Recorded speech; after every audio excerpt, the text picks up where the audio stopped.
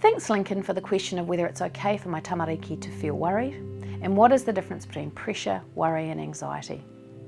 Let's pull those questions apart.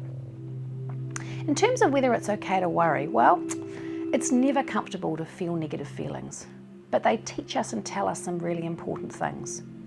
When we feel sad, it's because we've lost something. When we're angry, it's because someone stepped on our toes and we need to defend ourselves. And when we feel pressure or worry, it's because actually we're facing a threat. We're facing something we haven't managed before. We've hit the boundaries of our knowledge. And so actually, experience of pressure can gear us up and get us prepared. And worry can get us thinking about things and getting organised in terms of what we're going to do next. Now, when anxiety gets involved, that's when that trips us up a little bit. Because by definition, anxiety is fear in the absence of threat. So that means we start seeing threat everywhere. And if worrying is our go-to strategy, then we start worrying and overthinking and ruminating about stuff that hasn't even happened yet. And so very little things can become very big things. And remember, our alarm system doesn't know the difference between a worry or anxiety and a real threat. So those things feel on the inside very real. Now the thing about worrying is that, as I said, it's very repetitive. What if this happens, and what if that happens, and what if this happens? So it can take a very long time to work that stuff through, and in fact we never get to the end of it. It can also be pretty contagious. So if we're worrying ourselves into a big hole, then we can pull people into it. And that can take a lot of time with parents, but also if you happen to be a bit of a worrier as a parent, we can pull our kids into that worry hole as well. So that hole can get very deep and very big, and it's hard to get out of it.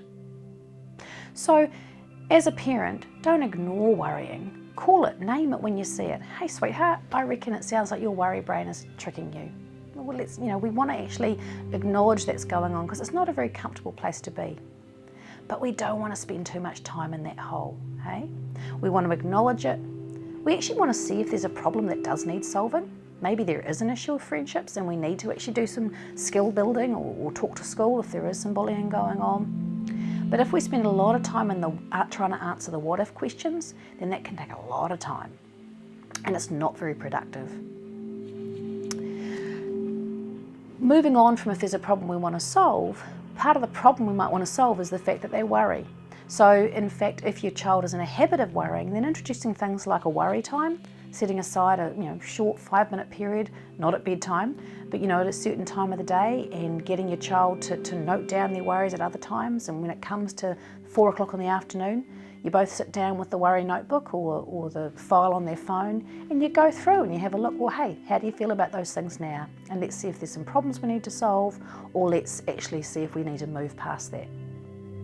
Another thing that can be quite handy is actually allocating worry questions. So if your child likes to ask for a lot of reassurance, then give them 5. Give them 5 or 3 or 2, whatever works for you, options to ask questions during the day. And when a worry question comes up, say, oh, I reckon that's a worry question. Do you want to use one of your allocated questions? And of course your worried child's going to say yes. But in time they might work out that actual fact when their allocation is gone and they get no more, they might want to space them out through the day. And that's a pretty good thing.